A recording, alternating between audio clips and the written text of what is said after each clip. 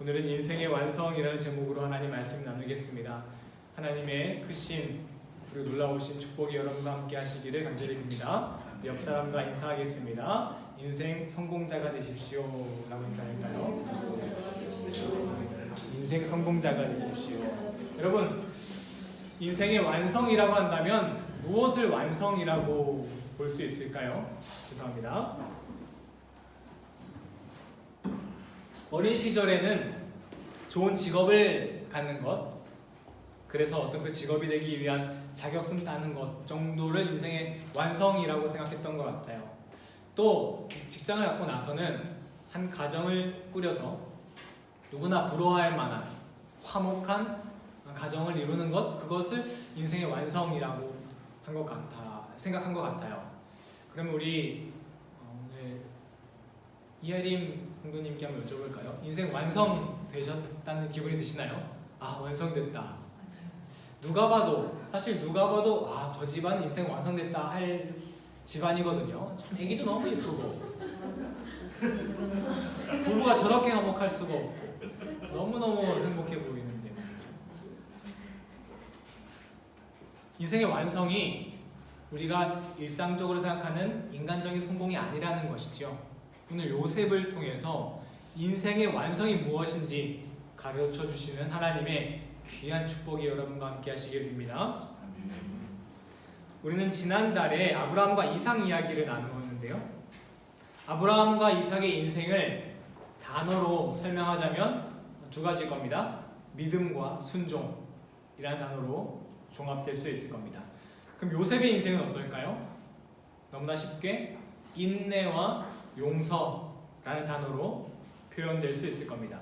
요셉의 인내는 여러분 정말이지 성경 어떤 인물과 비해도 지지 않을 정도로 비할 바가 아닙니다.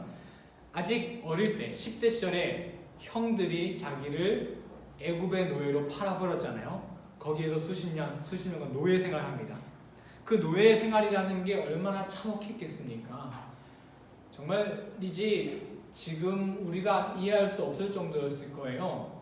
이집트로 목숨을 부지하며 도착한 것만으로도 기적일 정도의 대접을 받았을 겁니다. 그래서 또 그 이집트에서 얼마나 고생했겠습니까? 멸시와 차별 받으면서.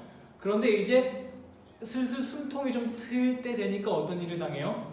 보디발의 집에서 억울한 누명을 쓰고 감옥에 갇히잖아요. 그 지하 감옥에. 이런 온갖 고난 가운데도 낙담하지 않고 믿음을 버리지 않는 사람이 바로 요셉입니다. 정말 요셉은 그 심령이 단단했던 사람 같아요. 성숙했던 사람이죠. 그 모든 것을 이겨내고 결국 그 당시 최고의 나라였던 가장 강대국이었던 이집트의 국무총리가 된 사람입니다. 그래서 우리는 이렇게 생각하죠. 아, 요셉은 정말 성숙한 사람이니까, 정말 내면이 단단한 사람이니까 뭐도 쉬웠을 거야? 용서도 할 수 있었을 거야. 이렇게 말이죠. 요셉의 이야기에서 가장 드라마틱하고 힘든 일은 애굽의 총리가 되는 일이고, 그렇게 애굽의 총리가 될 만큼 훌륭한 사람이니까 용서는 자동으로 됐던 거겠지 라고 말이죠. 하지만 오늘 성경 본문은 그렇게 성숙했고 내면이 튼튼했던 사람인 요셉도 용서는 정말 힘들었다는 사실, 그것을 우리에게 보여주고 있습니다. 요셉은 이집트의 총리가 되어서 수많은 사람들을 살리고 있었습니다. 이때 요셉의 원래 고향집 야곱의 집에 흉년이 들이닥쳤습니다. 그래서 다른 사람들처럼 야곱의 아들들, 요셉에게는 형들이죠. 형들이 이집트로 찾아왔습니다. 곡식을 구하기 위해서 말이죠. 그때 우연히 요셉 앞에 형들이 탁 서게 되는 거예요. 요셉이 형들을 만났을 때, 처음 만났을 때 기분이 어땠을까요?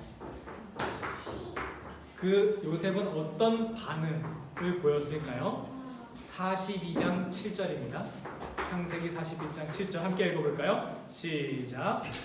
요셉이 보고 형들인 줄을 알아 모든 뜻을 알고 엄한 소리로 그들에게 말하기를 너희가 어디서 왔느냐. 그들이 이르되 눈물을 사려고 가나안에서 왔나이다. 요셉은 형들을 한눈에 알아봤어요. 형들이다. 하지만 모른 척하고 어떻게 말했다고요? 엄하게 대했대요. 왜 그런 걸까요? 요셉이 어렸을 때부터 이렇게 계획하고 있었던 것일까요? 형들 만나면 내가 골려줘야지. 요셉이 그런 품성이 아니라는 건 우리가 벌써 알고 있습니다. 왜 요셉은 이렇게 형들에게 엄하게 모른 척하면서 했던 걸까요? 바로 그 고난을 인내했던 요셉도, 모든 걸 이겨냈던 요셉도 용서는 너무나 쉽지 않았기 때문입니다. 사실 그렇게 성숙한 사람이었다면 여러분, 이집트의 노예 생활을 견뎌내고 감옥의 억울한 누명을 견뎌내고 믿음을 지켰던 사람인데 어떻게 기도했겠습니까? 하나님, 저 용서하는 마음 주세요. 수도 없이 기도하지 않았을까요? 그리고는 혹시 이랬을지 몰라요. 스스로는 생각하기에 하나님이 나를 구원해 주신 것처럼 나도 형들 용서해 줘야지, 벌써 이렇게 마음 먹었을지 몰라요. 그리고 스스로 이렇게 생각했겠죠. 벌써 내 안에 미운 마음이 사라졌구나, 이렇게까지 생각했을지도 모른다고요. 그런데 막상 형들을 대면하는 순간 이게 용서가 바로 안 나오는 거예요. 얼마나 머릿속으로 상상했겠습니까? 얼마나 수천 수만 번을 상상했을 거예요. 내가 그 원수인데 그 형들을 내가 처음 딱 만나면 이렇게 해야 되겠다, 저렇게 해야 되겠다, 수천 수만 번 머릿속으로 연습하지 않았겠어요? 그런데 막상 형들이 눈앞에 딱 나타나자 이게 제대로 반응이 안 나오는 거예요. 생각했던 대로 안 됐던 거죠. 그래서 요셉이 형들에게 뭐라고 말하냐면 너희들이 어디서 왔느냐, 왜 왔냐, 정탐꾼 아니냐, 뭐 이런 말을 해요. 그런데 이게 사실 되게 말도 안 되는 거라는 거. 왜? 이 당시에는 수많은 사람들이 이집트로 식량 구하기 위해서 막 모여들고 있던 상황이잖아요. 그러니까 이 야곱 형제들 앞에도 수많은 사람들이 왔었고 뒤에도 사람들이 다 기다리고 있어요. 그러니까 당연히 이 사람들 식량 구하러 온 사람들인 거죠. 그런데 거기다 왜 왔냐, 어디서 왔냐 물어보는 게, 이게 요셉이 지금 얼마나 당황하고 있는지, 당황해서 내가 지금 무슨 말을 하고 있는지 모를 정도로 막 내뱉고 있는 상황이라는 것이지요. 그만큼 이렇게 요셉이 횡설수설할 만큼 용서는 힘든 것입니다. 요셉은 점차 성장하면서 자신을 이집트에 판 형들의 그 행동이 더욱더 정말 말도 안 되는 짓이라는 것을 이해하기 시작했을 거예요. 처음 팔려갔을 때는 아직 어렸으니까 그냥 형들이 날 왜 팔았지? 내가 뭘 잘못했을까? 형들 미워만 이 정도였겠죠. 그런데 직접 노예 생활 해보고 직접 노예도 막 부려보고 해보니까 와, 노예로 사람을 판다는 게 이거 정말 심각한 일이구나. 그것도 누구를?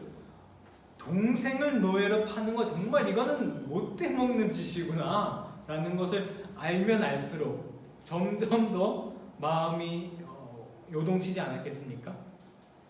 그래서 형들을 처음 대면했을 때 요셉은 처음 용서하겠다는 그 다짐이 흔들렸을 것이고, 그 노예 생활과 감옥에서 품었던 그 복잡한 마음들이 그 순간적으로 요셉을 휘감았을 겁니다. 이건 사실입니다. 요셉은 절대 쉽게 형들을 용서하지 않았습니다. 그 훌륭한 요셉도 말이죠. 그 모든 고난과 역경을 이겨내고도 믿음을 지켰던 그 성숙한 사람 요셉도 말이죠. 어린 시절에 당한 그 일을 용서할 수 없었을 겁니다. 여러분, 용서는요 하나님께도 참 어려운 일입니다. 우리 이론적으로는 하나님은 전능하시기 때문에 뭐든지 다 용서까지도 하실 수 있다, 이렇게 당연하게 받아들일 수 있지만 하나님이라고 해서 용서가 자동으로 되는 거 아닙니다. 하나님께도 용서는 너무나 어려운 일입니다. 하나님께 용서가 얼마나 어려운 일일까? 하나뿐인 자식을, 딱 자식이 하나밖에 없다고 생각해 보세요. 그 하나뿐인 자식을 제물로 바쳐서 죽여야 할 만큼 그만큼 하나님께도 용서가 어려웠다는 것이지요. 하나님은 우리를 용서하시기 위해 예수 그리스도를 십자가에 누이셨습니다. 용서는 하나님께도 참 어려운 일이라는 것이죠. 십자가가 그것을 우리에게 가르쳐주고 있습니다. 그러므로 여러분, 우리는 누군가에게 용서를 강요해서는 안 됩니다. 이제 그만 잊어버려. 이런 말, 여러분, 제가 이런 설교를 딱 쓰면서 내 입에 이게 너무 착 달라붙는 거예요. 내가 이런 말 진짜 많이 했구나. 이제 그만하면 되잖아. 잊어버려라 이제. 야, 그거 니한테 더 안 좋아. 그 용서하면서 뭐하냐. 야, 용서하라고 그냥 잊어버려. 뭐 이런 말 많이 하거든요. 하지만 용서가 이렇게 힘든 것이라는 거 성경이 말해주고 있습니다. 동시에 여러분, 용서 때문에 자기 자신을 밀어붙이지 마십시오. 나는 왜 용서하지 못하지? 내 안에 예수님의 사랑이 부족한 건가? 아니요, 여러분. 하나님에게도 용서는 이렇게 힘든 거라고요. 이렇게 고통스러운 거라고요. 이렇게 성숙했던, 정말 훌륭했던 요셉도 형들을 단번에 용서하지 못한다는 것이죠. 하나님은 여러분 절대 여러분에게 용서를 강요하지 않으십니다. 하나님도 여러분에게 용서를 강요하지 않습니다. 왜? 용서의 고통이 얼마나 큰지, 용서가 얼마나 힘든 것인지 알고 가장 잘 아는 분이 바로 하나님이시기 때문입니다. 용서란 이렇게 아픈 것이죠. 요셉이 형들을 딱 맞닥뜨리는 장면이 창세기 42장인데요. 요셉이 형들을 용서하는 장면은 한 몇 장쯤 될 것 같으세요? 45장입니다. 42, 43, 44, 45장 이렇게 길게 걸려요. 그런데 여러분, 요셉이 형들에게 그 용서할 만한 일을 당하고 애굽에 팔려가서 총리가 되는 때까지는 몇 년, 어느 정도 되는지 아세요? 창세기 37장에 나오거든요. 37장부터 41장이 되어서야 총리가 됩니다. 성경 페이지 수로 따지면 요셉이 애굽의 노예로 팔려가서 이집트 총리가 되는 때까지가 한 3페이지 정도가 되고요. 6페이지, 3쪽 정도 되고요. 요셉이 형들을 처음 맞닥뜨려서 용서하는 데까지도 몇 쪽 정도 되면 한 6페이지, 3쪽 정도 됩니다. 그러니 성경은 우리에게 무엇을 보여주고 있어요? 이 형들을 어린 순간에 그 한 번의 잘못이죠. 그것을 용서하는 것이 무엇만큼 힘들구나? 요셉이 그 수십 년간, 수년간 감옥에 노예 생활하고 감옥에서 고생한 것만큼 용서가 힘들다는 것을 성경은 보여주고 있습니다. 용서는 자동으로 되는 것이 아니죠. 요셉은 그 수많은 과정이 있지 않았습니까? 어떤 과정이 있었습니까? 형들에게 갑자기 큰 잔치를 베풀어주기도 하다가 갑자기 은잔을 넣어가지고 속이기를 했다가 베냐민 끌고 왔다가 또 형 하나 감옥에 가뒀다가 뭐 이런 수많은 과정을 겪거든요. 그런 과정 속에서 무엇이 있냐? 바로 요셉의 눈물이 있습니다. 보면요, 42장 24절에 보면 42장 24절 앞에 건데요. 42장 24절 함께 읽어보겠습니다. 시작. 요셉이 그들을 떠나가서 울고 다시 돌아와서 그들과 나가다가 그들 중에서 시므온을 끌어내어 그들의 눈앞에서 결박하고. 요셉이 눈물을 흘립니다. 또 43장 30절 읽어보겠습니다. 시작. 요셉이 아우를 사랑하는 마음이 복받쳐 급히 울 곳을 찾아 안방으로 들어가서 울고. 46장 9절이요.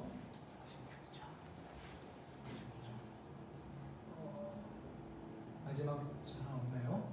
네, 요거 앞에 하나 더.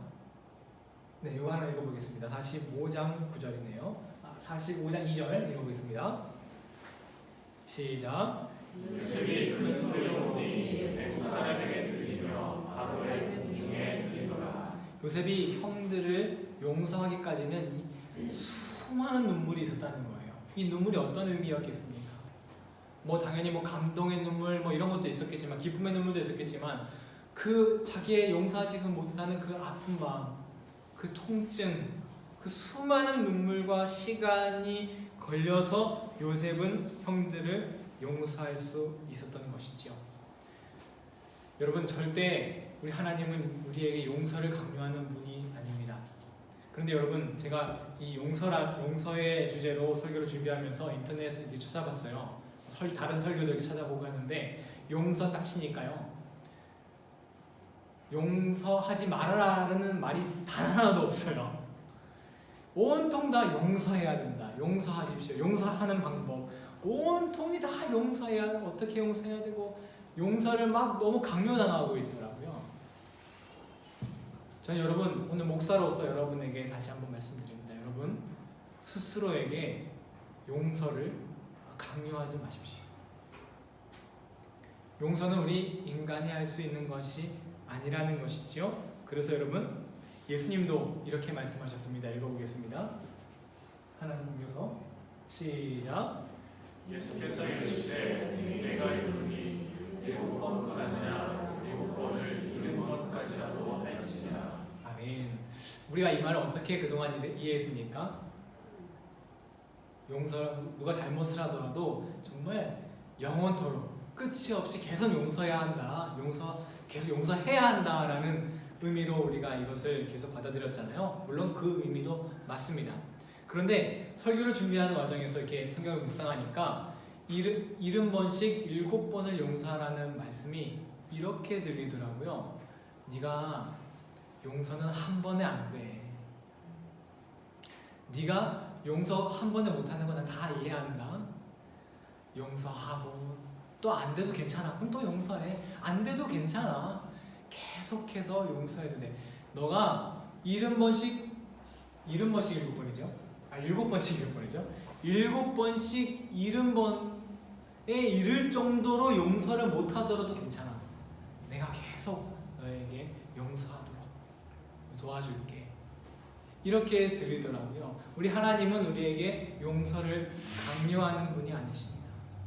하나님의 힘으로 용서하게 하십니다. 그래서요, 여러분, 마지막에 요셉이 형들을 용서했을 때 어떻게 말합니까? 여러분, 괜찮습니다.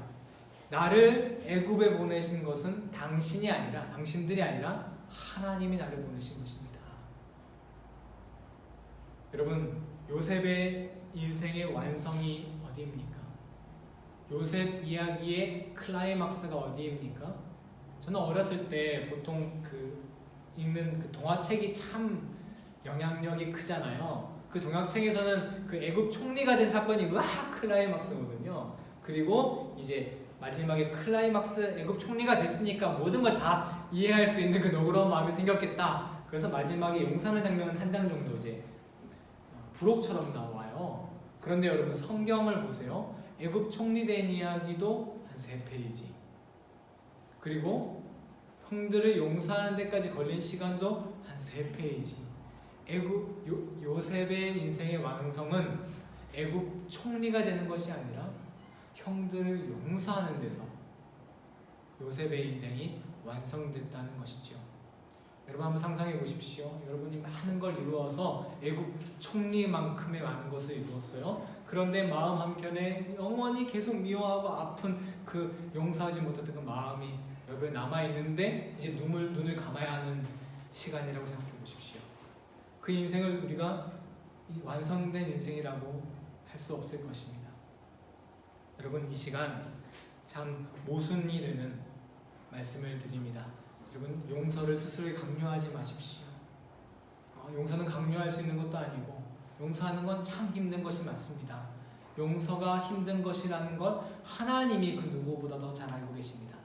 하지만 여러분, 모순적이지만 인생의 완성은 용서입니다. 하나님께서 우리를 용서하게 하실 줄 믿고, 그 용서하게 하시는 하나님을 끝까지 믿으며 7번 용서를 70번씩 계속해 나가시는 여러분 다 되시기를 예수님의 이름으로 간절히 축원합니다. 아멘. 우리 시간 함께 보소서 주님 찬양하도록 하겠습니다.